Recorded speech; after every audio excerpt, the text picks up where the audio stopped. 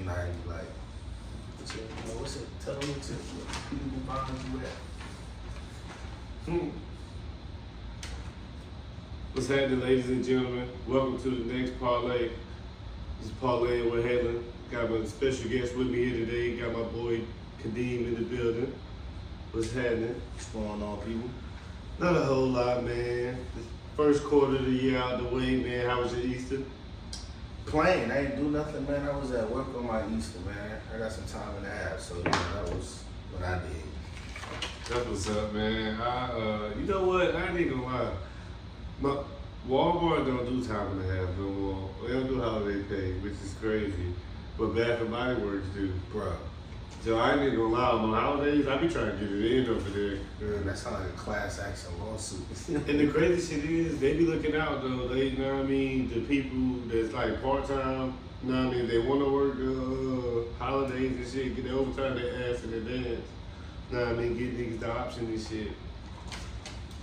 Man, on a random note, I got a fucking raise. My boy. Yeah, I got a boy. raise. I got like 60-cent raise on some random shit. At Walmart? Mm-hmm. Bro, I ain't gonna lie. Chopping some business, that is like Yeah, man. That shit is crazy. Yeah, moving on up. That's a fact. That's a fact, man. I had a good Easter though, man. I was on vacation. I was down there at the beach, man. When I came back, I paid for it, man. That Parlay down there had my sinuses going crazy, bro. Just took my boy out. That's a fact. Honestly, I'm still in recovery mode right now, but I probably won't be 100% till like Saturday or Sunday, hopefully. But I'm at like 89. I'm between 89 and 92%. Automatically, I'm gonna just tell you this. Mm-hmm. Look into CMOS, man. It helped a lot. And you know the crazy shit is we got something upstairs. I had in the refrigerator. Oh, I don't know nothing about CMOS like that, but man got some. In the refrigerator. Yeah, that's probably a dub that we didn't have this shit for a couple of weeks, didn't we? Yeah, I was like I said, I don't know nothing about It belongs in that refrigerator. That shit like oregano, huh? I'm trying to tell you. On another note, man, I want to get into this women's basketball, man. Like, this shit is very interesting. I just right before we started, I was looking at the final score. Caitlin Clark going to the damn national championship, so she got a chance to redeem herself and win. She the game tomorrow. I believe so. No, matter of fact, I believe it's next week. Let's find out for sure. That normally is a little weak. Yeah, I know this was the Final Four week. I don't know, that March Madness is always weird. Cause it's just like the NBA playoffs, man. You know, we be spoiled in the first round when you got all these teams playing this multiple games every night. And it's over with. Then when you get to the conference finals and the finals, it's like, damn, it's one game. You don't got another game for like 2 nights, and that shit be they say tomorrow. Tomorrow TBD. Oh, well, it's tomorrow. I ain't even gonna lie. I'm thinking South Carolina, they out for redemption. She put them out last year in the Final Four game to go face Angel Reese and them, and then she lost. It's revenge either way. She trying to get the national title, and they trying to redeem themselves because she put them out, and she dropped 40 on them niggas last year to put them out. So Caitlin Clark was the person who eliminated South Carolina last year. And they was undefeated. That's the only game they rivalry. lost. Mm-hmm. Rivalry. All right. You know, I'm not no big women's basketball fan at all, but between you and I got a homie at work that really been like talking about, I really like chop it up with you and him. That's the only people that I talk women's basketball with, period, WNBA and NCAA. And he know about it a lot. Like, he watch it, and he's been watching it before it became like, you know, trendy and whatnot. Mm-hmm. And I ain't gonna lie, being that y'all been talking about it, I definitely choosing to like jump into it and pay attention to it here and there. And cause I was one of the people who was like, it ain't flashy enough, it ain't athletic enough for me. Mm-hmm. But glancing at it here and there, I can definitely, you know, keep my interest in certain teams. I started really getting into it in, I want to say like the early 2010s, because UConn was on a crazy run. They won like 4 straight national titles, bro. They only lost like 5 times in 4 years. In 2 of them seasons, they went undefeated, 39-0 on some crazy shit. It was just like you knew who was gonna win. They was getting the best recruits every year, and them motherfuckers was balling. They was going to the NBA, WNBA. There's like they winning high school state championships, winning national titles in college. Then they go to the WNBA and they win the fucking WNBA titles and shit. And I'm like, damn. So who in the WNBA came from UConn? That I might know. I don't know if you know Diana Taurasi. She. That's the white girl who be shooting. Yeah, okay. Super. Well, Diana Taurasi like Super, she like I know Diana Taurasi like the LeBron of low key. Cause she got 4 championships. You know what I mean? I think she got a scoring title or 2 too, and a couple MVPs and shit. She like that. You said Sue Bird. Yeah, Sue Bird. I think Maya Moore came from UConn too. Yeah, they had a lot of people come in the last couple of years, but women's basketball on the rise. Caitlin Clark, this national title game gonna be her last game. She done declared for the WNBA. Her and Angel Reese, so now their rivalry can continue up over there. My coworker would put me on her, and I guess she was having one of those. Well, she was having an amazing season in general, and I was shocked when he was telling me about her. He was, "You never heard of Caitlin Clark?" I'm like, "Who?" He told me about it, and I immediately went to highlights when I was talking to him. And I'm watching her, like, shorty really female Steph Curry. Word, that's a fact. Like, she I watched her last week in that game. She was really like step back, pulling up from 30 and hitting that. But she had 9 threes. She had a 40 It was like point. 9 out of 20 in the last against LSU. Mm-hmm. So yeah, she surprised me. I think she's probably the only woman that I know of. It could be a lot more. She was averaging like 32. I think 31 or 32. And that's what I was getting ready to say. Like most of them. And leading the nation in assists. She was leading the nation in scoring. I didn't know that. Yes, scoring and assists. She was averaging like 32. I think like 8 or 9 assists, like 7 rebounds. Going I wonder if crazy. she's gonna do that in the WNBA. And on the real, I feel like She gotta go to a trash team. I feel like this in Indiana Fever, they got the #1 pick again. The crazy shit is they had the #1 pick last year, and they got the best players. Girl, I forgot what school she came from. I think she came from South Carolina. Her name was Aaliyah Boston though. She was nice. Got Rookie of the Year. So if they get her, then they fuck around and get Caitlin Clark. Them two motherfuckers, they get back-to-back Rookie of the Year. They might could do something, but the WNBA season this year is short too. It's only like, I want to say like 30-something games. Cause they don't really got that many speed. Yeah, I'm about to say. They only got 12 That teams. means they be playing each other like 4 or 5 times and they try to limp them up. Yeah, man, but damn, the Aces looking good. WNBA season, what I like about that is that shit start like right in there around the end of the playoffs of the NBA season. So when the NBA season is off, that's the worst time on ESPN. That's when they play like golf, fucking baseball. I can watch tennis, but that golf and baseball. I can watch tennis. That golf and baseball. I That only shit watch going tennis is my boy Tiger Woods playing. I rarely watch baseball, but I'm about to because FanDuel is in North Carolina and I'll be back. So My dad be on that baseball shit. He loved it. Like, he could watch that shit. He go to the game. I could go to a baseball game, but I can't watch that shit. I can't watch that shit on TV, bro. the only time I'm able to lock in is when I'm paying attention to the pitcher, and I just try to see. And I can't name all the pitches if I look at them, but I just be liking to see the speed of the ball and the different type of pitches. Now let's switch over to the NBA. This damn playoffs right around the corner, man. A lot of these teams got less than 10 games left. 9 more days in this playoff. Well, not more days of basketball. Some gaps in between. Yeah, man. I'm gonna be honest. I don't really want to give a prediction yet on the playoffs until like I see seeding where everybody's gonna be matched up at because. You gotta stick to your guns, man. You just make it fun, you know? No, because playoffs is all about matchups, man. Like, some teams is better than other teams, but they match up better against certain teams. So, I want to see, because matchups matter, man. Like, you can be the better team, but if you get a fucked up matchup, you can be out early.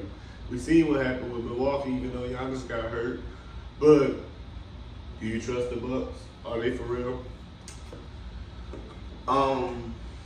The emotional side of me wants to say they out for revenge. They got knocked out of the playoffs the first round last year. They got swept, if I'm not mistaken. No, they won the game. They won the first game, then I think Giannis got hurt. They lost 4 straight. Right, so that's where my head is, that if they can stay healthy, I think they really got a chance. My boy Chris Middleton is fresh, he back.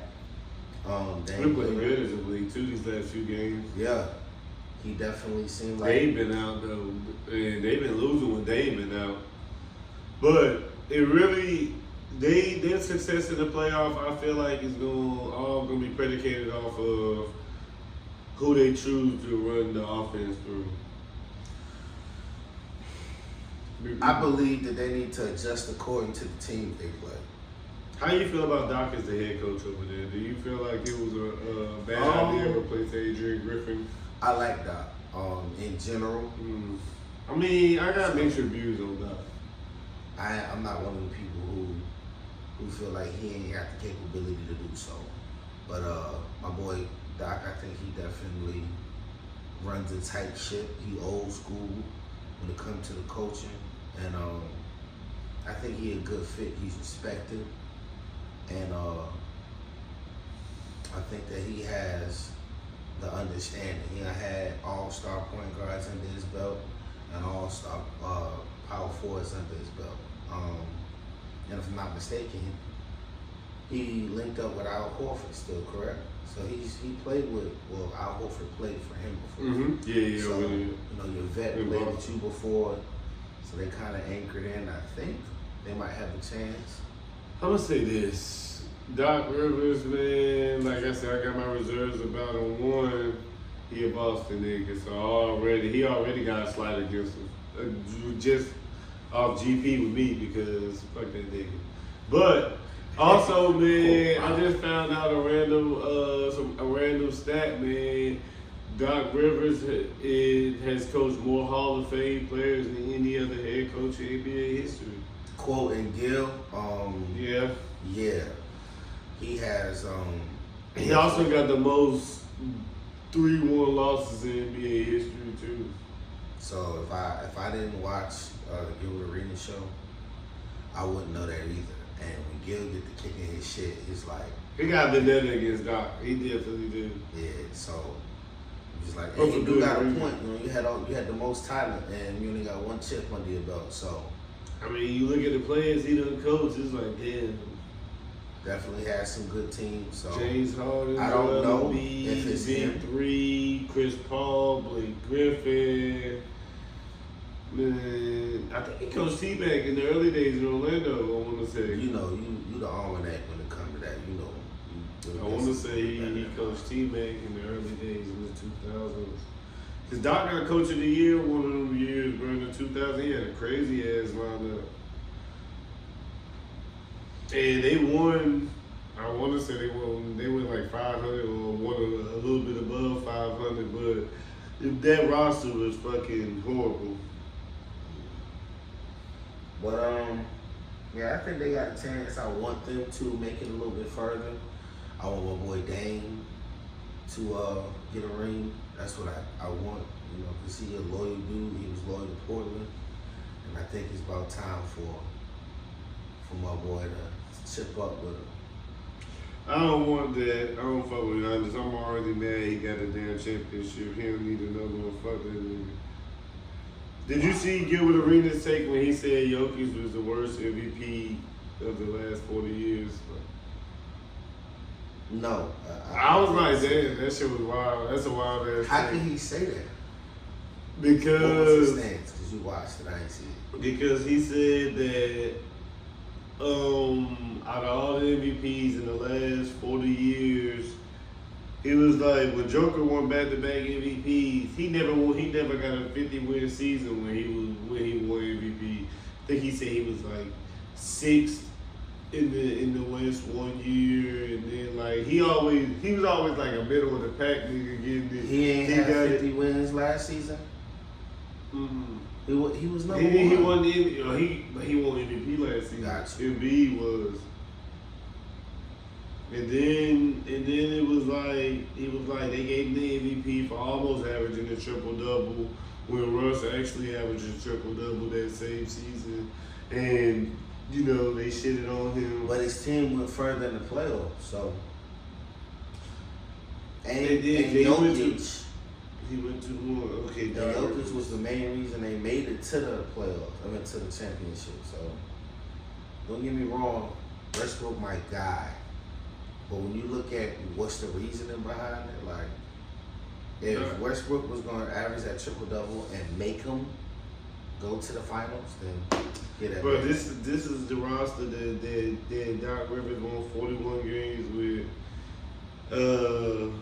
Tariq Abdul-Wahab, don't know who that is. John Amici, Daryl Armstrong, Chucky Atkins, Earl Boykins, Michael Doliak. I mean, of course, you know, all these niggas weren't there for the whole season. Kawani Garris, Pat Garrity, Chris Gatlin, Matt Do Harper. you know these people? Some of these, I know very few. I'm talking about below 50% of these people.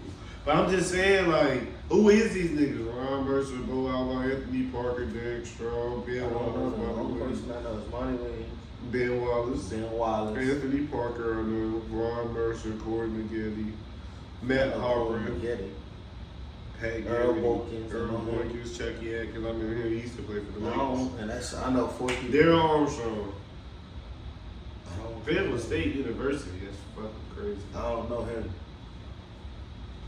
That's crazy. But yeah, man, it's just that was an ass roster. I think they made the playoffs that year, or almost. It sounded like that was the coaching. But hold on, let me get my predictions. Mm-hmm. East Coast finals. I think it's gonna come down to Celtics because I don't see nobody beating them 4 times in a row, and somebody new. Probably OKC. That's in the West. Excuse me, I'm tripping. I'm gonna say it's definitely Celtics versus somebody in the Eastern Conference Finals. We know that for a fact. The question is who their opponent gonna be, because it could be anybody between. And Embiid is back, so it might mess around and be them. It could be Philly, it could be Milwaukee, it could be Cleveland. I'm not gonna lie to you. Because We left a bad stain in Cleveland mouth last year. the rest of this looking kind of. Because I don't got faith in Orlando or Indiana to go 7 games in a row. to win 2 series. Miami, maybe. You know what I mean? But I don't feel like they're the same seem team. like they on some auto chill pilot. Like I expected them to, kick up. They're the 7th seed as of today, of the 5th of April. So I really don't know, because I felt like I've been waiting for Jimmy Buckets to become Jimmy Buckets. Joel look good since he been back. But that seeding in the West, man, like that's the thing. It's so tight in the bottom of that West. Like the Lakers like the 9 seed right now, but they can still be like the 5, 6 seed. But they beat like them. So Lakers is beatable. But they also can beat it. They can lose to anybody, but they can beat anybody. You right. And I feel like that against the Warriors too, except I feel like they would struggle against the Nuggets because of their size. They gonna struggle against everybody up here. Nuggets in Minnesota. The OKC, I don't know. They struggling. Well, yeah, they Chet struggle I against. feel like Chet gonna go off. Now, what may make them better or make them surpass them is their chemistry and their experience and their IQ. That the Warriors probably one of the highest IQs teams. That's a fact. On here. Jonathan Kuminga been having a coming out party all year too. They still got Looney, you know what I'm saying? So I'm gonna be honest with you, like I watched a little bit of the Warriors this year, not too much, but like I don't even know what kind of game Jonathan Kuminga has. Like when I watch the highlights, of course they gonna show Steph, they show Clay. he got a Clint Capella game. Like he's a rim runner there. Yeah, he got a Clint Capella game. But he be getting buckets though. I believe he gets buckets because he's around so many shooters. The He Jordan gets the Poole rebounds. effect. That's why he'll mess around and have a 15-15 game. The Jordan Poole effect. Say it again? The Jordan Poole effect. Right. So. Speaking Yeah. of which, the Wizards beat the fucking Bucks the other night on some random shit. Well, did they The win Bucks tonight? lost to them. I don't know. I can't check the scores, but I'm on the Bucks lost to the Wizards and the Grizzlies, nigga, back to back. I'm like, man, these niggas They bullshit. lost tonight too to the Raptors. Get the fuck But out they of had no here. Giannis tonight. No Giannis. But yeah. So what's the standings now? Is the Cavs number 3? Yep. They close to how far they behind. The Bucks are number 2. Probably like a half game or a game. Yeah, one game. Yeah, that number 2 spot up for grabs. You know what the crazy part is? I don't even want it. I'm cool with 3. Give me the 3. You had Knicks at 5, man. I know, but look how close we can still get the 3. We still on the top. It's crazy. It's like a rock, paper, scissors thing right now. Yeah, Because the Orlando owns the tiebreaker over us, but we own the tiebreaker over Cleveland. I don't know what the record is between Cleveland and Orlando, though. You know what I think, though? Doc Rivers really might be on some mad scientist type stuff. That nigga been losing since he been over there. No, what I mean by that is, you know how my brain works. There's a possibility they could be throwing these games on purpose. With the Bucks? Yeah, so they can match up with somebody. On the road today or home? They were on the road. Crazy. They now 18-21. It's funny because in the post-game interview when they lost. No, I'm lying. They were home. They were Oh, home. okay. But the other day when they lost on the road, one of the reporters was like, Giannis, they was like, y'all 18-20 on the road. He was like, we 18-20 on the road? He didn't even know they was under 500. He was like, that's not acceptable. I'm like, yeah, nigga, that shit fucked up. It's crazy to be under 500 on the road and to be the number 2 team in the East. But that means the motherfuckers been dominant as hell. I love this season in general because normally you can look at the standings on East and West and know probability-wise where it's going to go. This year, East and West, you can't tell me it ain't 5 teams on each coast. They got a possibility of going all the way. Shit crazy, man. I'm gonna say really like about 3-4 in the East. Really 2 and a half. Like we being real serious about it. Cause Boston, Milwaukee, I'm gonna go them 2. And then the half. I'm gonna say 3 because I'm gonna give 2 halves. I'm gonna give the Cavs a half and I'm gonna give Philly a half. Embiid been playing really good, man, but is this shit sustainable for a playoff series? We know how, that's my boy, I love Embiid, but we know how he get down with the playoffs. We'll see, because... How for real is the Clippers? How much do you trust them? Trust them. Cause I ain't gonna lie, I would invest some stock in the Clippers, me personally. They got a lot of players that I like. So, if I'm going logical with it, they got their method down. And if they was in the East, it'd be different. Get what I'm saying? I'm gonna say this. If they healthy, but they in the West. If they healthy, I trust them. I'll take them as my number 2 in the West over. I trust them more than if they healthy. I trust them more than Minnesota and OKC. Only team I would say above them would be different.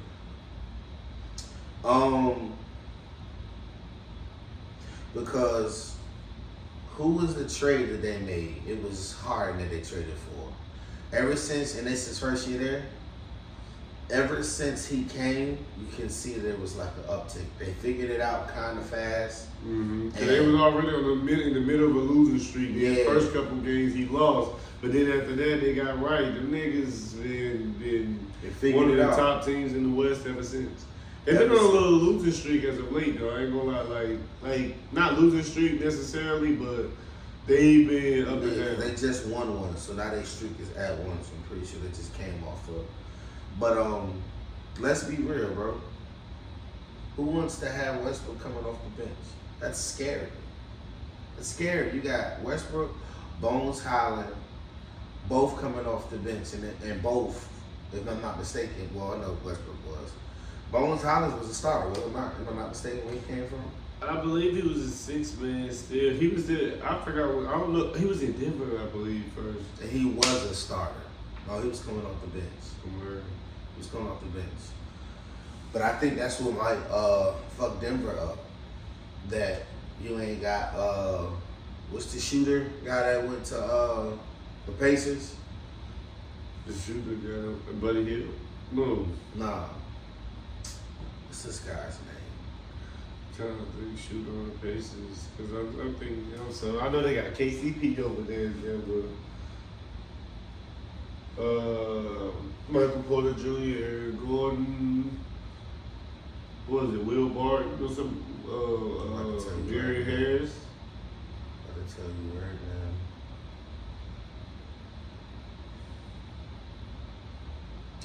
Cause I am definitely lost. Well, never mind. I don't trust Orlando. I don't know why Bruce Bowen is in my head right now. I know that's not the team. It's Bruce something, that's why. Bruce Brown? Him. He left, and I think that second unit over there is what helped them. That when they sit down, they can keep it clicking. They lost some good players that came off that bench, and I think they may have that right might mess them up. Unless you're just trying to have one of the highest usage rates possible, so we'll see. But my predictions are, so we can go ahead and go to the next joint. My predictions is going to be. I'm gonna stick with Boston. Boston been doing their thing. Boston, and I'm gonna surprise them. I want to say Suns, but I'm gonna say OKC. I think OKC gonna be a problem. That's what I think. They got a nice little squad over there, but Ben Mathurin, he is. I feel like I don't think it's good. First of all, nobody wants to see a Denver and Boston NBA Finals. Like that shit. Well, we get with the politics, then yeah, it's probably gonna be Boston and Suns. If you're trying to have a star-studded, situation. But the Suns ain't making it to the finals. Not this season. Not this season. Who knows? Bill not 100%, bro. I know he not, bro. You can tell, man. He not himself. He still ain't found his game. He been back for a while, but he ain't got his basketball legs under him. He only averaging like 17 on the season. Like, I don't know. Booker been turning up though. Booker been on flamethrower. Yeah, that boy been lights out. He went 52, 40. I think before he had the 52, he had like 30 something. Crazy shit is that I just found out when he had 52 against the Pelicans. Say he the first player in, I don't know if NBA history or Suns history to have 3 straight 50-point games against the same team. I think it was 2. I didn't know it was 3. Yeah, he had 3 straight games of 50 against the Pelicans. So whatever it is, he figured their offense out, their defense out. That's a fact. Because he was giving McCollum hell, because McCollum can't do shit with that man.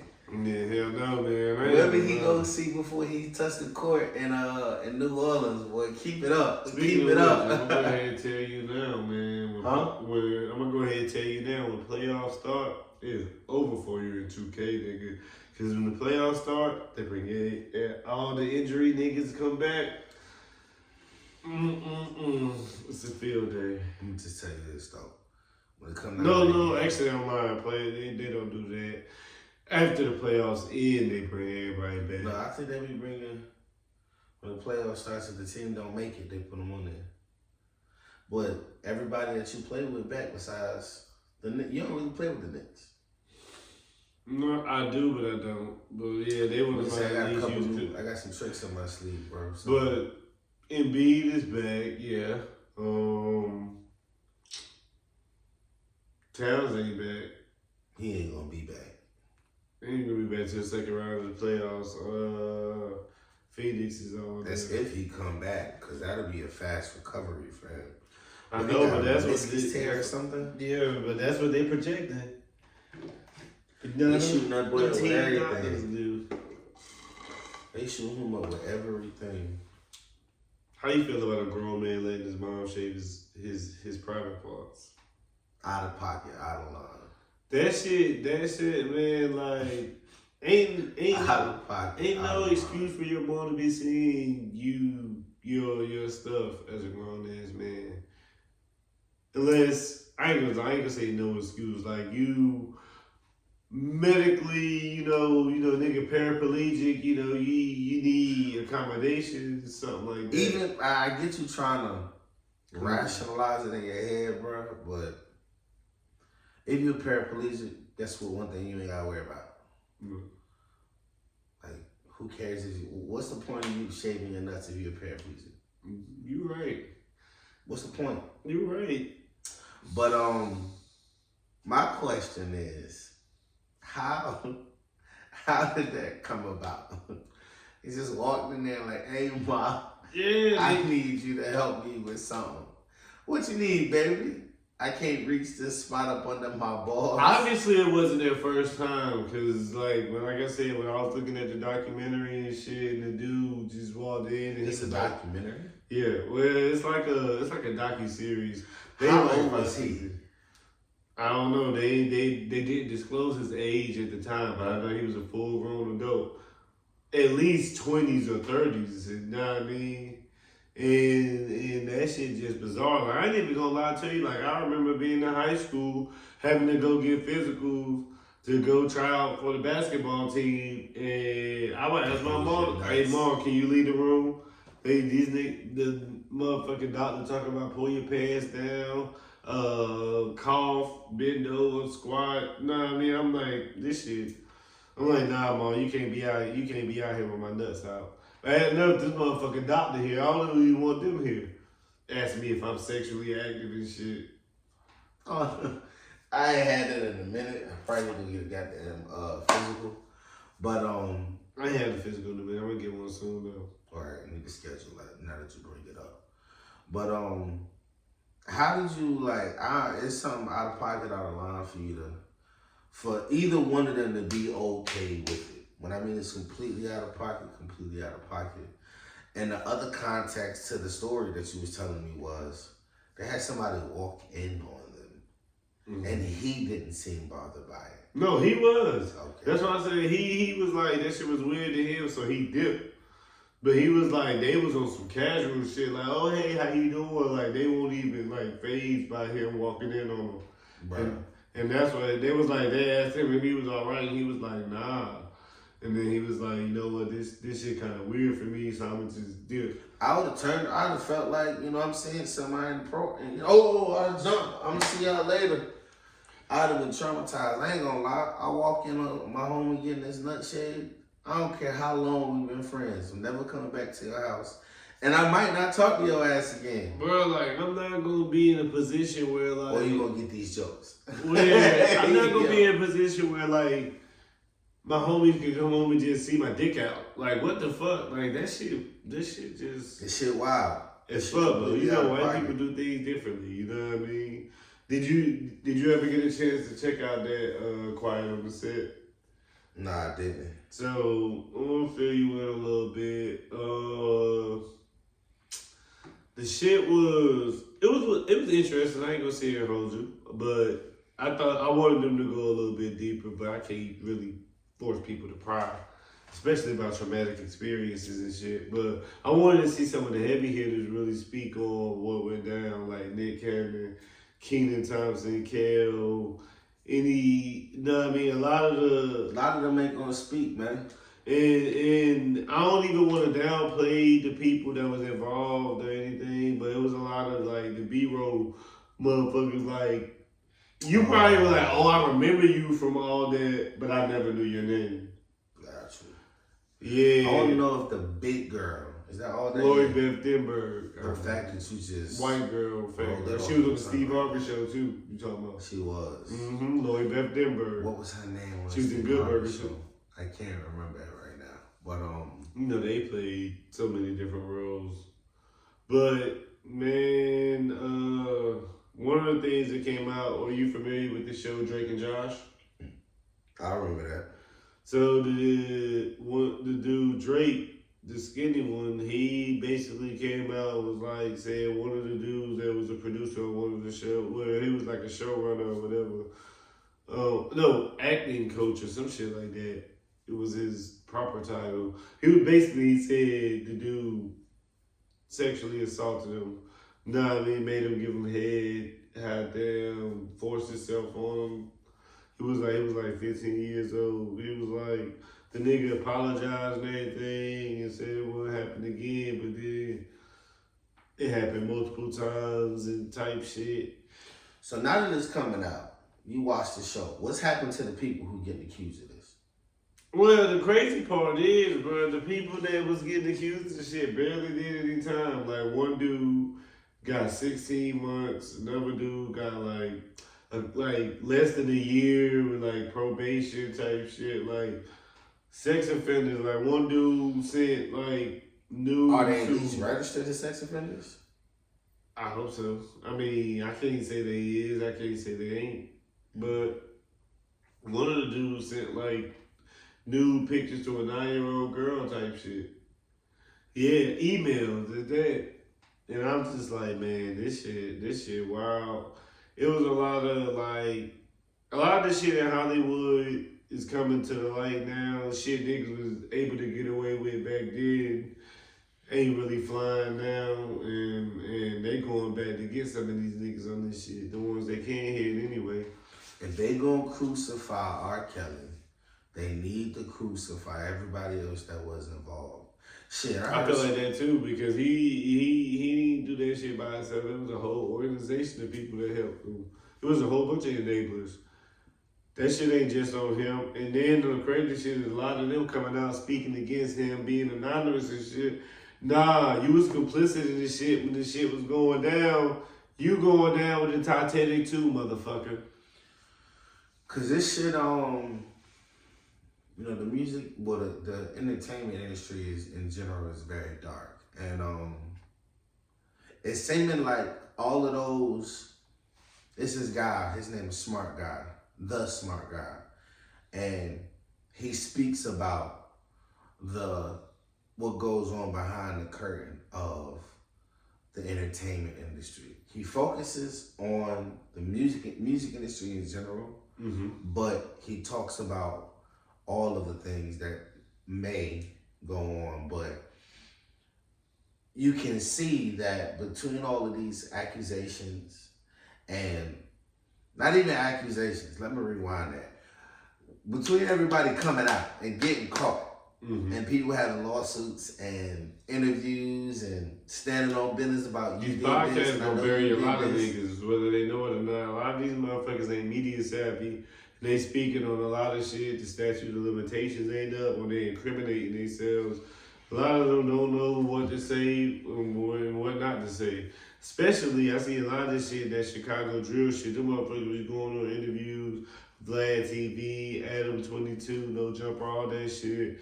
And then just be openly talking about crimes and shit that the police is still investigating and shit. Be getting their own people jammed up and shit. Like, well, a lot of that should be about recognition when it come down to that Chicago drill rap in general. That drill rap is basically you rapping on yourself if you being honest, bro. Like, it's called drill rap. What's a drill? You get what I'm saying? So a lot of that be about, you know, recognition and letting me know I got my lick back. So, which is kind of redundant in itself. You know, what's his name? I think his name K-Flop. I don't know. It's a New York drill rapper who caught up in something crazy like that. But he ain't snitch on himself. He got caught on camera in New York. But it's a lot of cameras out there in the city too. That's a fact. But this Nickelodeon stuff, in general. I can't think of this dude's name, but he came out on the Oprah show, and Jeremy something, and he was just basically saying like he was sexually assaulted as well as a little boy, and he was saying there's nothing but pedophiles in Hollywood, and this is what they deliberately do to target young kids, and the casting couch is a real thing. So all of these have been, stories that we've heard for years now, and some of us, majority of us, just do a whole blind side eye to it type stuff, like ain't no proof, you just saying stuff, and they're quick to make you sound like you crazy. But this shit crazy, man, that these grown people is out here targeting child stars, and then the child stars get violated, don't say nothing, and then if they do say something, nothing happens to the person that violates them. Too. Or sometimes they get blackballed from the industry too. That too. That lets you know automatically that it's got to be truthful. Yeah, and there's other people condoning it because they don't want this person to get caught, because then that shit might bring down the whole ring. That's like the whole Jeffrey Epstein situation. And I feel like if these Diddy allegations is true, to circle back to that, you know what I mean? Like, something gonna happen, and it's a lot more people that's gonna go down, and this shit, what he said on New Jack City, this shit bigger than Nino Brown. Oh, that's a fact. You know what I mean? Like, everybody playing, but it's a lot of names coming up in these files. Usher name done been dropped. You know what I mean? My boy Big Mill. Hold on, wait a minute. Y'all thought I was finished? Young Miami, 50 Cent baby mama, they trying to say they sex traffickers and shit. Did you hear them allegations? Mm-hmm. That shit, wow, man, like, that shit got more layers than some fucking Pillsbury biscuits, bro. But see, the reason why it's so many layers to it, bro, it's because it's true. This shit is true. Nobody ever lies on 50 people at the same time. Like, you might add somebody to it that had nothing to do with it, but majority of the names that you involved in had something to do with it, and you saw it. Because let's dig into it a little bit. Stevie J, he talking about he want to fight 50. He want to fight 50. Why you mad at 50? Why, after everything that's been talked about, why you ain't trying to say you want to fight? You want to fight Diddy, man to man.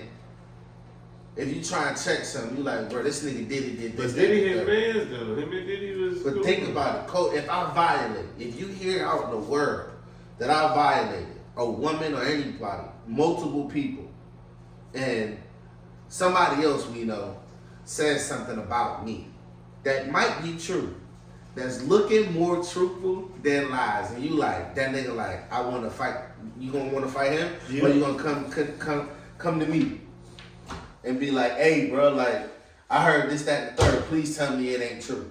I might look you in your face and lie about it, but the last thing I expect your ass to do is gonna be like, I'm about to fight this nigga who talking shit.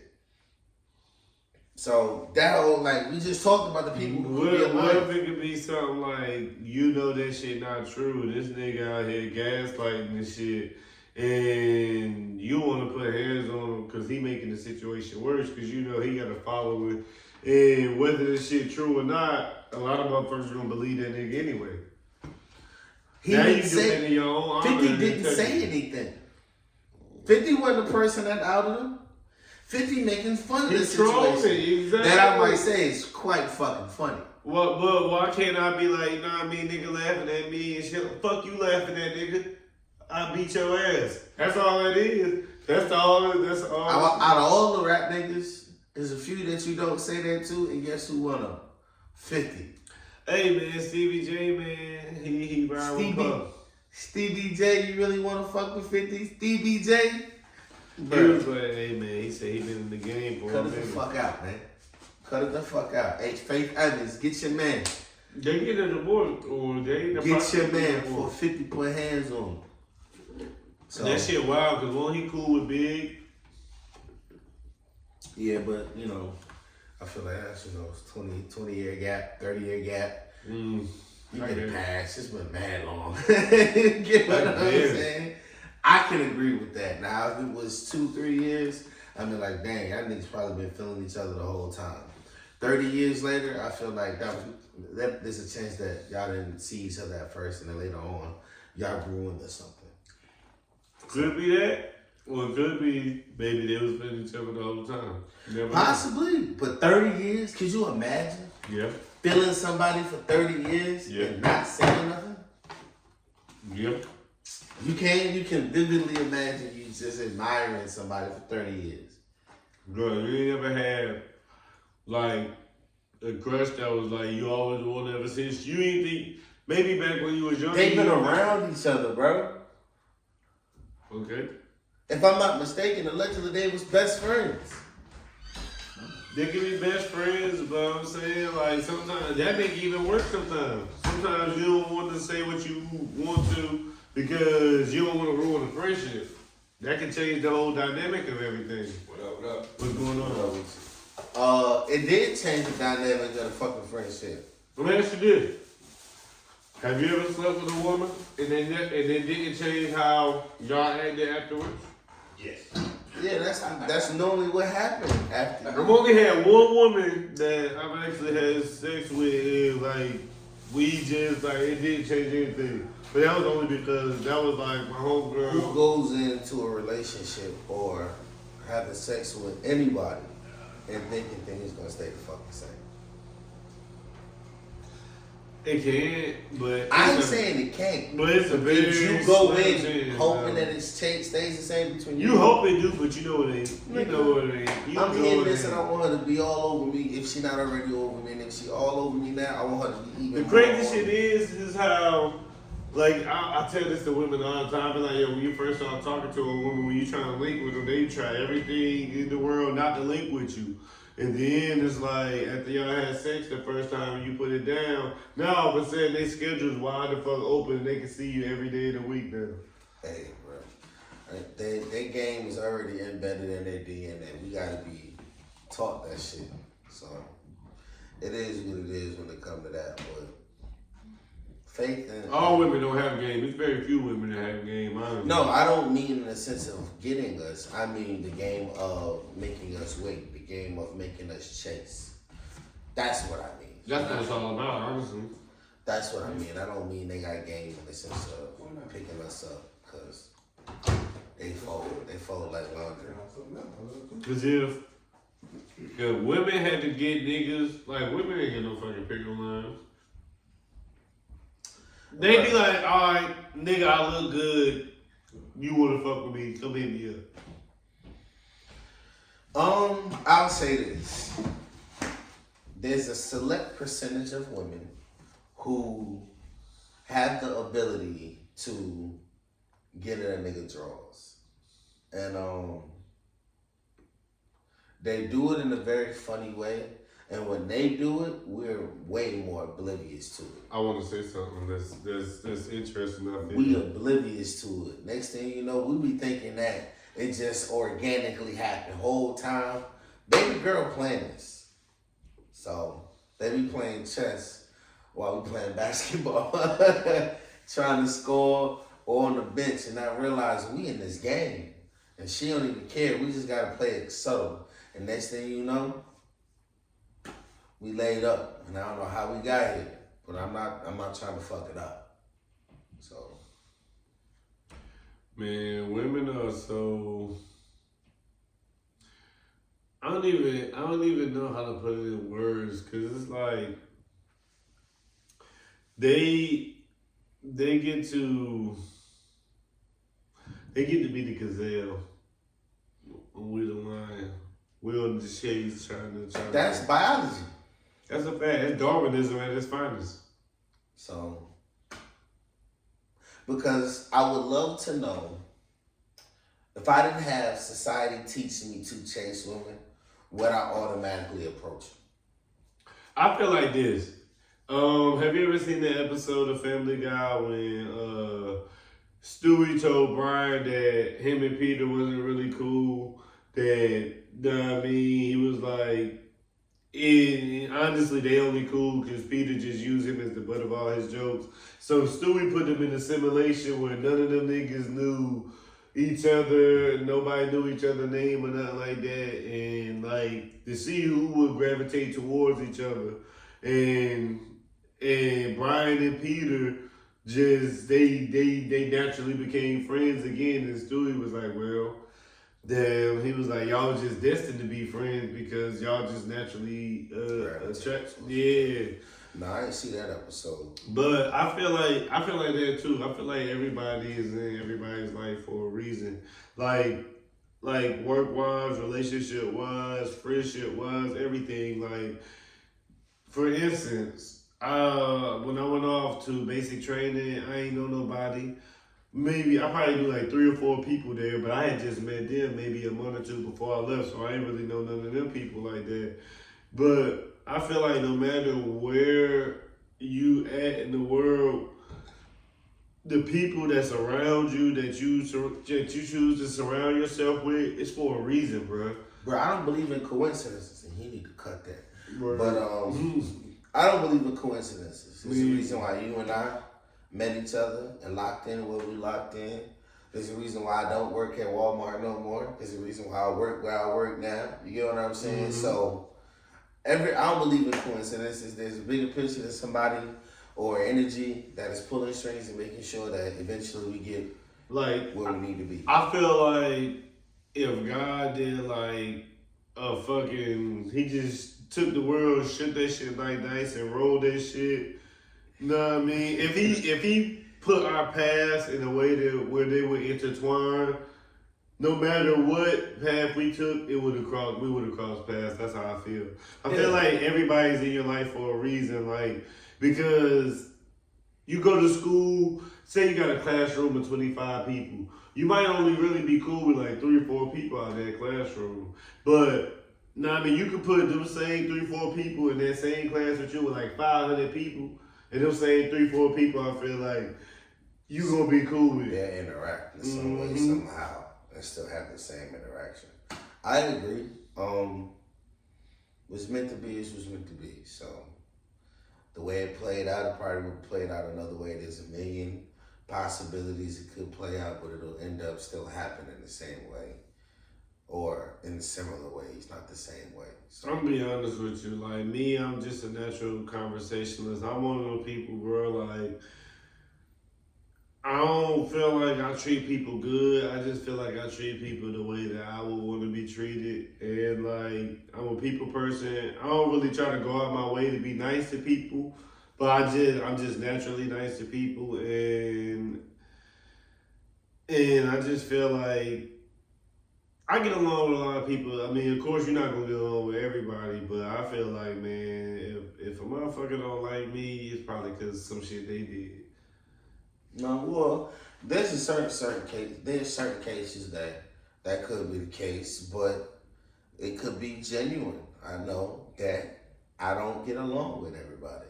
I get along with most people, but ain't no way in hell I'm walking around here and just everybody's gonna like me, whether it's for good or bad reasons. You know what I'm saying? It's been people out here, because I generally like everybody. It's been people out here, bro, that I've met, and it's just like, I don't like you.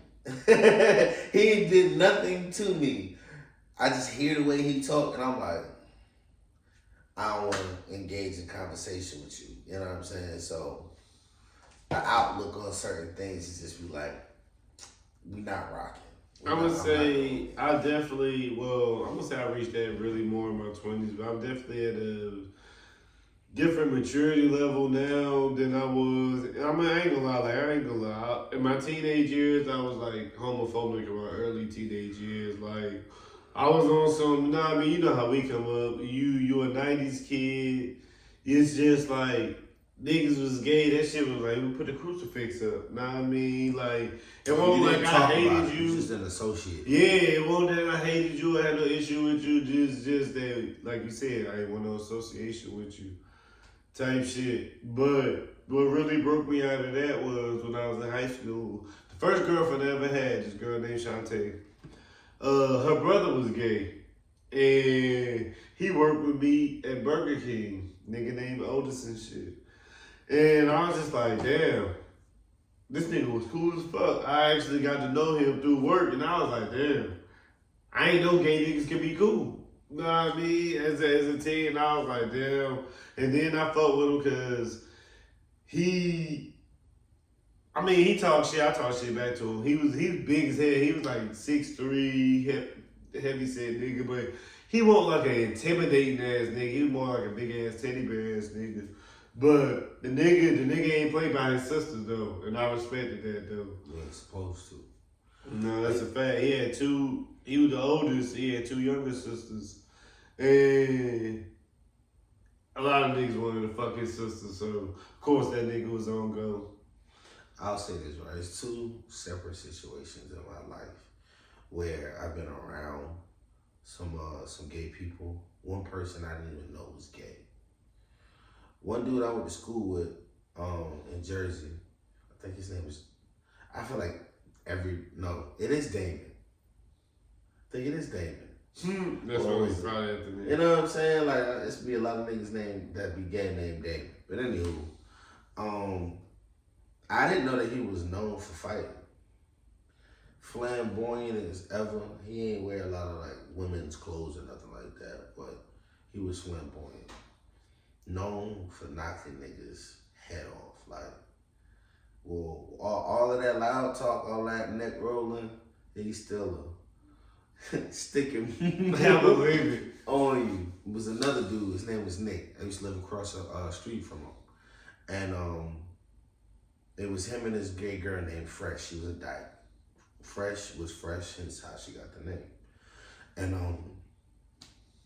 I used to see him. This is when I was a weed smoker. My cousin, who I was staying with at the time, was also a weed smoker. So one day, I see my cousin going across the street.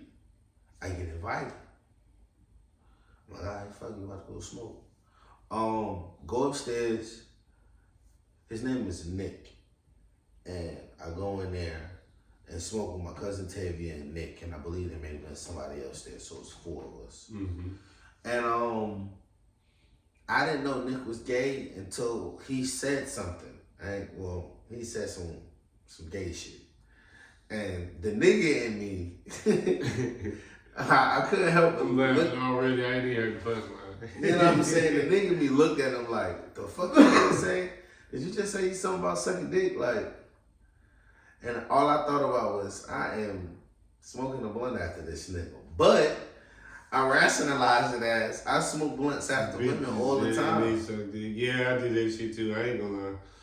So I was still just like, alright, cool. I ain't want to make it awkward and be like, now that I know that you are what you are, peace. Mm-hmm. But I stayed for a little while. I think I even maybe smoked another blunt because I didn't want to be rude and be like, alright, I ain't got nothing to talk about here. I'm talking about the aspect of sex, and I'm a nigga.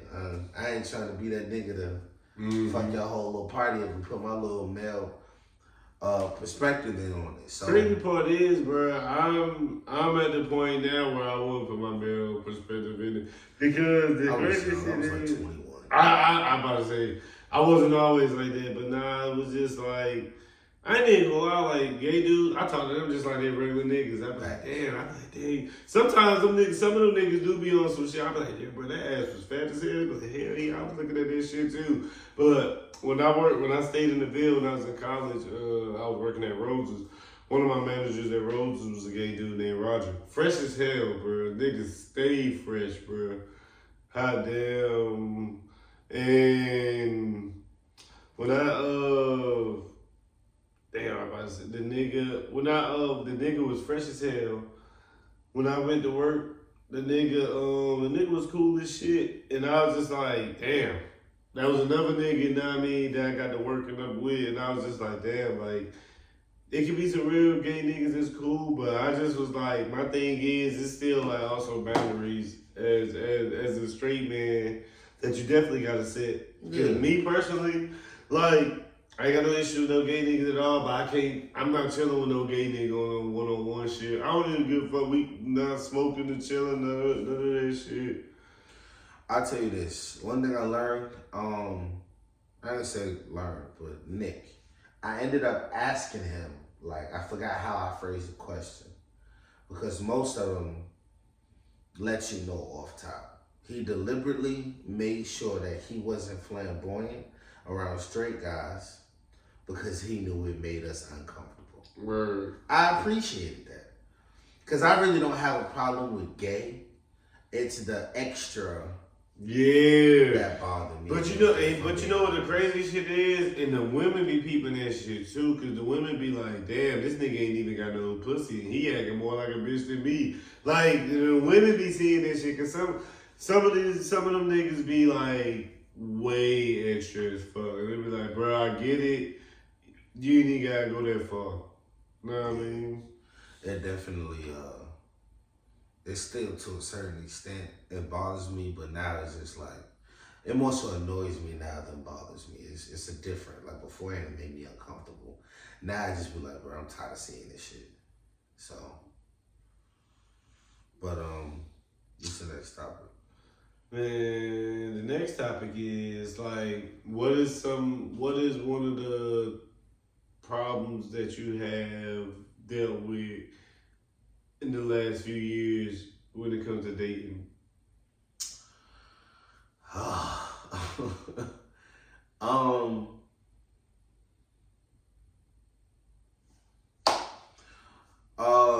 I can tell you one of the things that I solved. Dating women who are givers or reciprocators. I used to date women who had a certain sense of entitlement and were a little selfish, and they thought it was supposed to be that way. Like, prime example, I remember I was dating this girl. I said, let's go out to eat, and nothing fancy, but I had took her out numerous times before, numerous times. We go to this place, order the food. Meanwhile, I was at her house before we left. And we get there and I realized I had left my wallet at her house. Shorty acted like, and my meal cost $11. I even add an extra dollar to it because I know it wasn't 12. But my meal cost $12. She made it seem like I was trying to finesse her out of $12, gang. My thing is, bro, like, I wouldn't even want to deal with over like that because alright, I got a young cousin. This nigga like 21, 22. And this nigga was mad because like this girl asked him for some food. And he was like, bro, the food was like damn near $15, bro. He was like, I ain't spending $15, bro. He was like, I don't even know if I'm a hit. And I'm like, I said, bro. It's $15.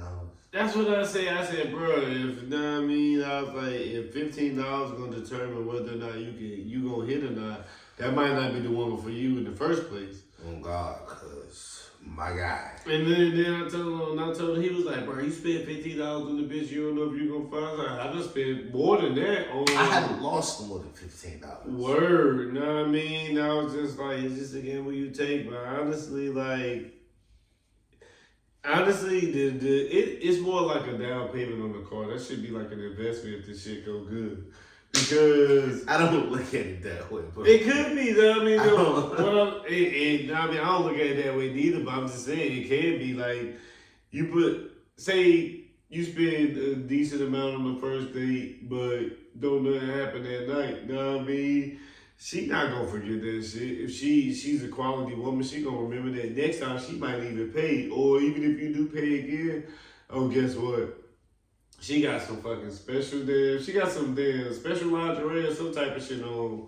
She gonna show her appreciation another way. Exactly. And then you might even get the good head that night. You know what I mean? Because motherfuckers, let's be real, and we do this shit too.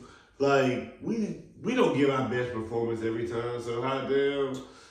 First time you fucking a bitch, you might pull some shit out, know what I mean? Because you like, know what I mean? I got to put it down. But if it's somebody you done been smashing a while, You gonna give it a cool 20 game. Know what I mean? You gonna give it, you Kobe, you averaging 30, I give you 22 tonight. It's different for me. I ain't saying I give my best performance every time, but I know what determines like my best performance. Certain times, there's been certain situations where I go in thinking I'm not gonna perform a certain kind of way because I'm just like, it's the chemistry between us. And I blame, like, it's your fault. Like, the reason why I did what I did because of what you did.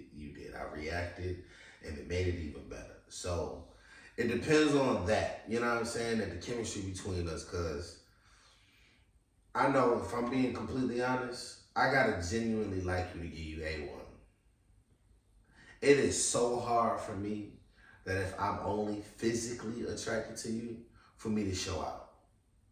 If I'm mentally attracted to you and emotionally attracted to you. I ain't gonna say that because what if it's one of the ones where one of the physical attraction where it's like she really like. I'm gonna tell you this, right? I'm gonna say this on the internet, live.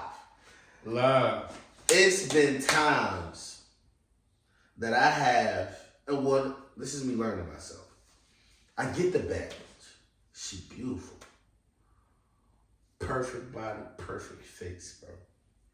I get her in that bed. She get naked. I get naked. And I lose interest. Not I don't perform. I lose interest. Why?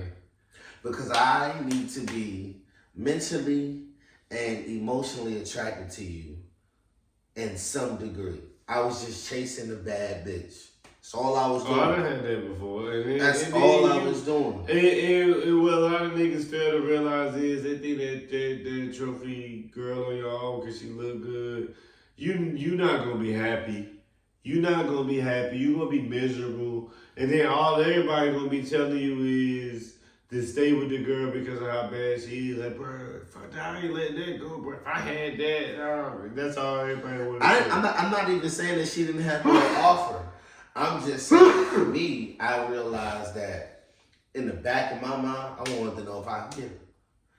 After I knew I could get her, I didn't even want to. You wanted to chase ass niggas. You wanted to. At that moment. Normally, I don't like to chase, bro. I don't like to chase. Normally, the women that I get normally approach me.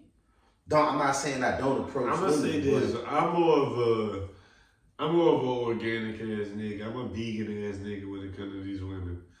And what I mean by that is like I used to be the nigga that tried to chase women and force shit. Like, but I mean, when I say I go with the flow, I literally do. Like, I don't like go into any situation with any intentions. Like, say like if I'm single and I'm talking to 4 or 5 different girls at a time, and I'm literally seeing like it's just literally like a trial run for everybody. Like, I'm just seeing who I naturally gravitate to, who naturally, cause it's a process of elimination. You gonna keep spending time with the one you want to, and then you gonna veer off of the ones that you don't. And then eventually, you know what I mean, feelings gonna grow naturally over time. And that's how I always go into my relationships. I used to go into them shits like where it's like, oh, this the girl, I like you, I want you to be my girlfriend now.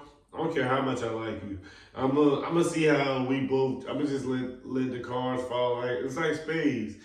I'm gonna let the motherfucking hand deal itself out there, just the first hand. Depending on how I feel, because what I've learned is if I'm very direct with women, they normally go, they like that. Hey, I want you. And you know, I realize a lot of people can't do the bare minimum. And then I ain't gonna like try to brag on that, but I feel like I've been blessed with a lot of good women in my life, like throughout the years of me dating. Like, and so a lot of shit that I don't really. The excuse machine shut down in 2016. Like a lot of shit that I don't really fly for because like I dealt with women that I don't live in the same city as them and they still like they want to see me. Oh, they gonna make a way. They gonna come see me. And it's crazy when it's like if you got a woman that's live an hour, 2 hours, 3 hours away that'll do anything to see you whenever she can. But then you got somebody that'll live in the same city as you, probably 5-10 minutes away, and won't make no time for you. I take mental notes of that shit, type of shit, and I be like, nah, you're not the one for me. I go as hard for you. Attention. I go as hard for you as you go for me. Women go get off on attention. Me too. I'm and a if narcissist. you, But I only like attention from like, I'm one of those people. I don't want attention just from anybody. It gotta be attention from somebody that I actually interested in, somebody that I like. women are like bad kids. Majority of them realize they get attention when they do something bad. If they got attention for good, hence, if we're being honest, the good girls, they don't get a lot of attention. Bad news travel faster than the speed of light. So that's why they act the way they act. Attention is currency to them. And what makes them feel good of the confirmation is if you also give them attention and materialistic stuff for the low frequency shorties. You know what I'm saying? When you get the bare minimum. So but when it come down to that dating stuff, I have definitely learned to vet for reciprocators. I'm a giver. I don't mind giving. And if I give 10 times, you giving one on that 11th time, recharge me to give another 10 times. I'm not asking you to, you know, 50-50 ass nigga, like, you don't gotta do it. It's not like my go, your go, my go. No, hell no. You know what I'm saying? I just need to see some type of appreciation. I need some of the recognition verbally, or for you to be like, I got this one. I'm gonna say this. I haven't always been the best sneaky link, best boyfriend, best whatever you want to call it. But one thing I will say that lets me know that I am like a good quality person though is like, I'm gonna say the last 6 to 7 years, out of all the people that I've dealt with, like they all try to spin the block and come back at some point. And that gives me a good feeling because that lets me know like that I had some value. And some of that shit is some of the motherfuckers thought that, oh, you know what, this shit ain't really working out. I can find somebody better, and then go off and see the grass was only greener because that shit was artificial. But same. You know what I mean? But I feel like this. I build a rapport with people. Like a lot of people, just like anybody that I ain't gonna say anybody that I talk to, anybody that I really feel like I get close with. Like it's a lot of people that I talk to on the phone. And I see you do as well. Know what I mean? I talk to on the phone. We talk for hours, and people be like, "Why you always on the phone?" And I be like, "Why you mad? Cause you don't have people that want to call you, or people that you can call and have full blown conversations with about anything. It could be sports, it could be life, it could be TV shows. Know what I mean? It could be whatever the fuck. I got a lot of certain people that I could call on for certain things. I got people I could call on to talk sports. Got people I could call on to just talk about money. People I could call on to talk about podcasts. Like, and I appreciate all of them. But a lot of people can't even hold a conversation. A lot of people said a mouthful. Yeah, a lot of people think this should be easy, but it's hard when you guys sit up here and talk for like an hour straight. You know what I mean? How long we been doing this? I don't even know. Let me peek. An hour and 13 in. You know what I mean? We could chop it up for hours. I'm probably gonna break that bitch up into 2 parts anyway, 2 or 3 parts. You know what I mean? Because one thing I do know is the attention span of niggas ain't that long. And I know me. Well, I know I can sit and watch an hour long video. I don't sit and watch 2.5, 3 hour long podcasts. But most people tap out after like 10, 15 minutes. So depending on the topic. That's a fact. But I always love talking about like women in real life and like relationships. And we in a different time now, like bro. It's like this polyamorous shit. This like it's demisexuals. People got all type of. It's too many terms now, bro. I don't even know. I don't think it's too many terms. I think that we have a clear identification on what we like. So, and the reason why I say that because I can identify with sapiosexual. What is sapiosexual? Intellectual. I get turned on by women who have some type of intellect. That's why I've learned that the situations where I got this bad bitch, why I want to fuck her. You feel like Brian on Family Guy when he had Jillian? I guess so. Yeah. You know what I'm saying? Because if you dumb, I get turned off. Yeah, Jillian was bad as fuck, but she was dumb as hell. And Brian was just How you calling a cartoon character bad? Proceed. No, I mean, I'm just saying, bro. Hey, man, imagery, no, art imitates life. There we go. I'm gonna say that. I'm about to say it. She bad, but no, I ain't gonna lie. Because Miss Incredible was kind of bad. Yo, her body's stupid crazy. But man, like I tell people all the time, the older you get, the more weirder dating gets. And do we get weirder? Yeah. Because these old heads don't seem like they weird about it. They real cutthroat about that shit. Weird. No, what I mean, like dating is weirder is because, like, bro, dating now way different than it was when you was. Oh yeah, fuck yeah. Because, bro, but the thing is, before I got with Van, bro, it was just like I was there. A lot of people think I'm younger than what I am. So I deal with a lot of like late teenage, like 18, 19, and early 20-year-olds be trying to shoot they shot at me. And it was weird because it was like a lot of my jokes would go over their head, but they didn't know what the fuck shit I was like that about. turning me off. Nigga! You talking about a nigga bad? It was just like, bro, I'm just like, give you my best shit here, and she gonna look at you like, I'm sorry. Like, bro, I don't know that. I've never seen that. When was you born? 2003. Oh my god, what the fuck? I ain't never dated nobody that's been born in 2003. I'm an old. I ain't dated nobody that was born that year, but the 2000 babies, I ain't gonna lie, I don't know a couple now. I had a few. All legal. On some, I'm out and about and minding my business, and you know, the little 2000 babies just locking eyes with a nigga. But you know, one thing I will say that I pride myself on is not being a predator, because a lot of them literally be like deer in headlights, and then they see a nigga like I was a nigga mid to late 20s to them, own crib, own car. They 1 year, 2 year removed out of high school. You know what I mean? Some of them still staying with their parents. So when they start talking to somebody like that, they don't want to go back to them. They don't want to talk to nobody their age after that. But they always, believe it or not, I'm pretty sure you wouldn't be the first older person she probably talked to. That's true, but I'm probably the first older person that they talked to that didn't try to take advantage of them. Cause that shit just inhumane, bro. Like, I don't know, man. I just feel like, I ain't even gonna lie, a lot of them I would give the game to, like, and I would even try to get them to, like, talk to people their age or whatever. Like, it's just how weird as fuck, like. No, it sounds like you got integrity, and you're like, look. It's just weird as fuck to be like, okay, show your age. I'm kicking it with you. Throwing it to me.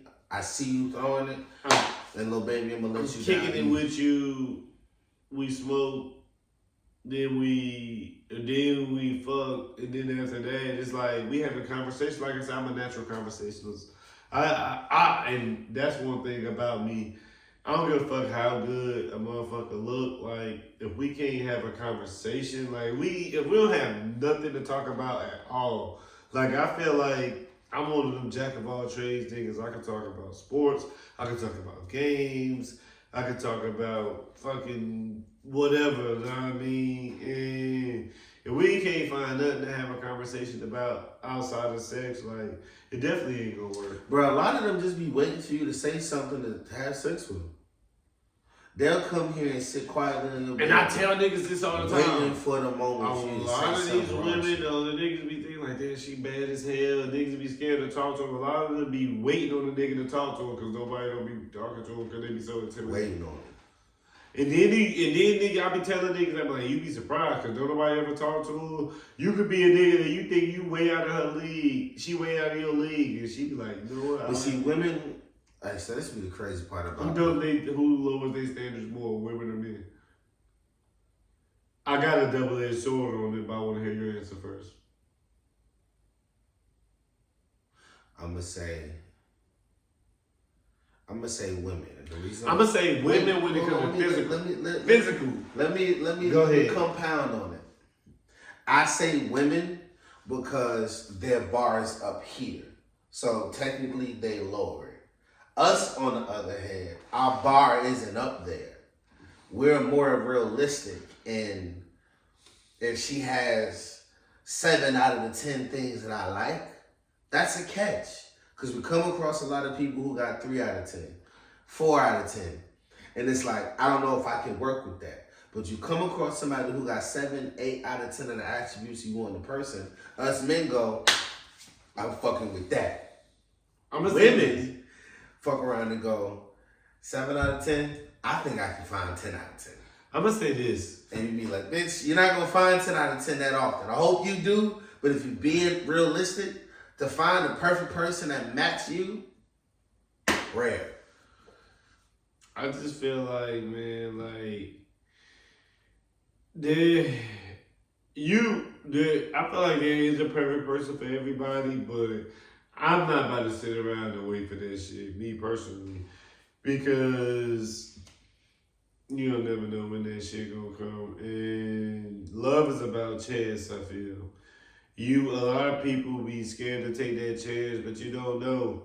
The scariest part about love is that shit not working out, and we live in reality that it could go south. I think the reason why we live in reality why it can't go south is women emotions shift. Men do too. We're not gonna say act like men don't, but it shift way more.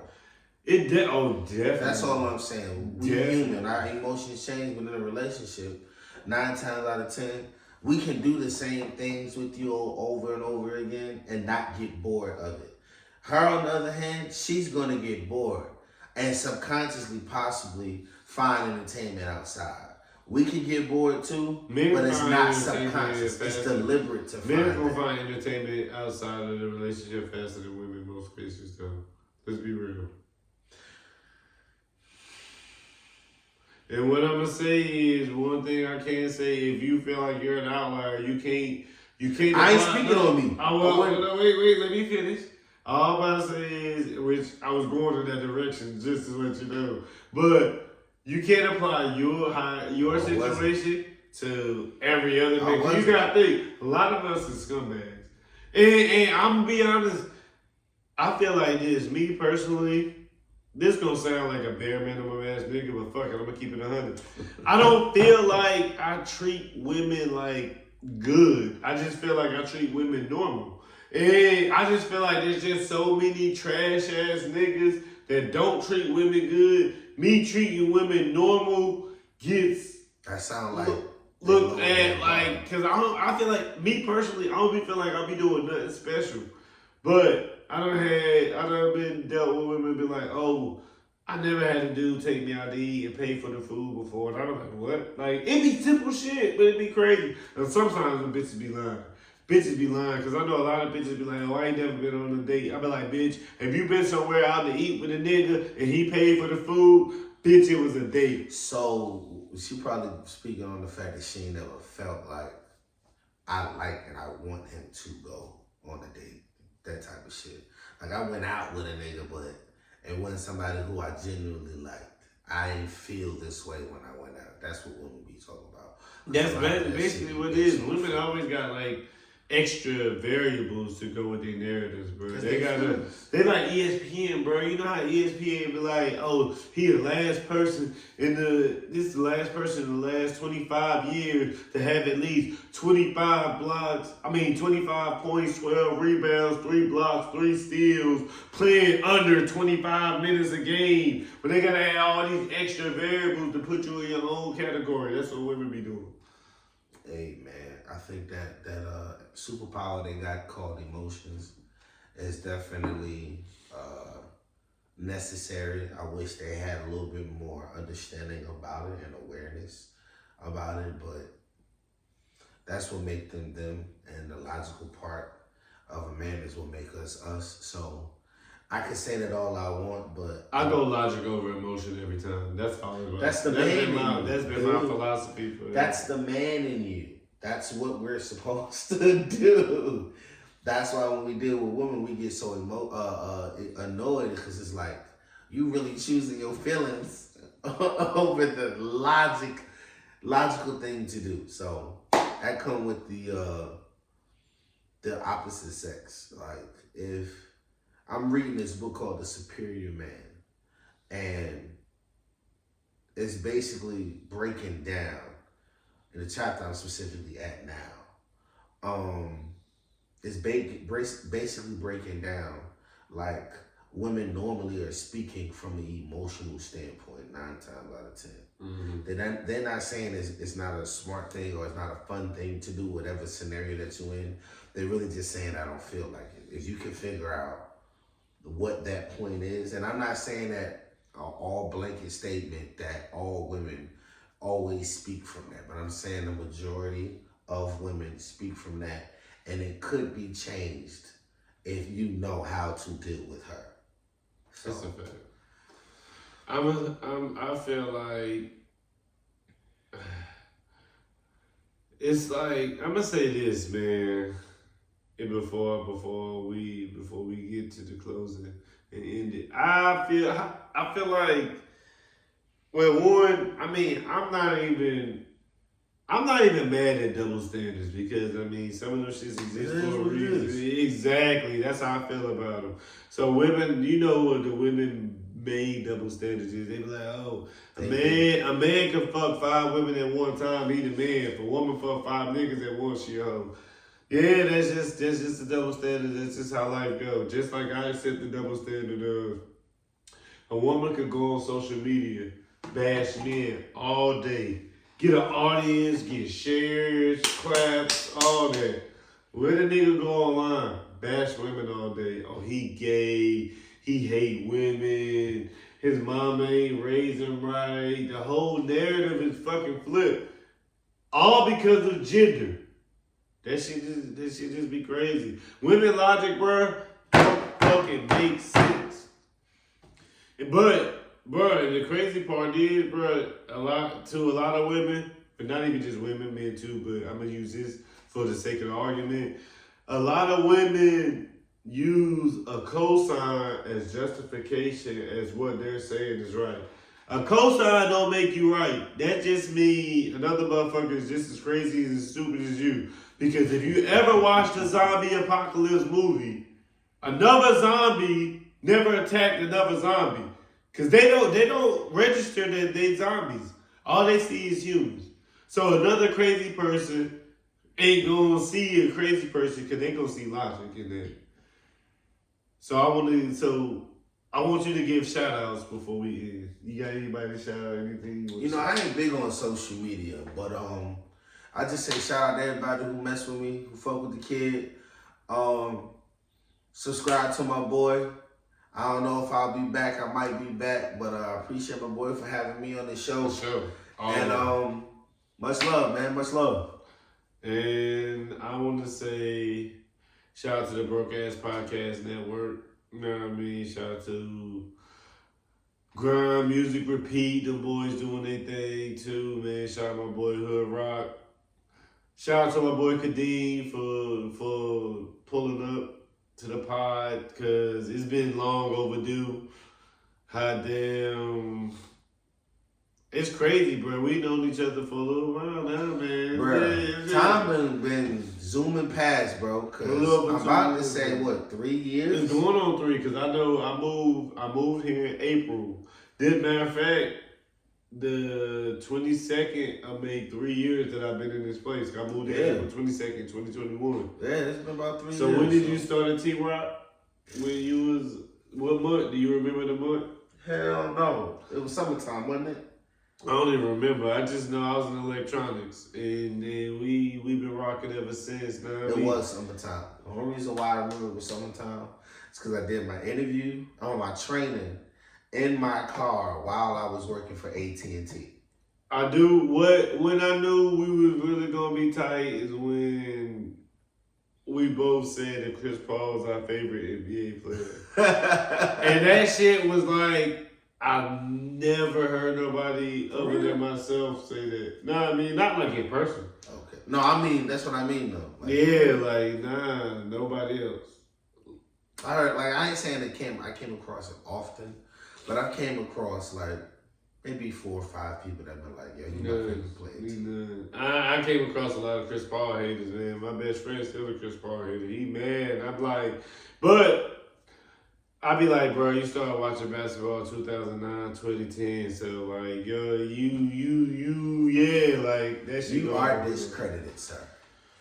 But this has been another episode of Parlayin with Halen. We in the Parlay pit.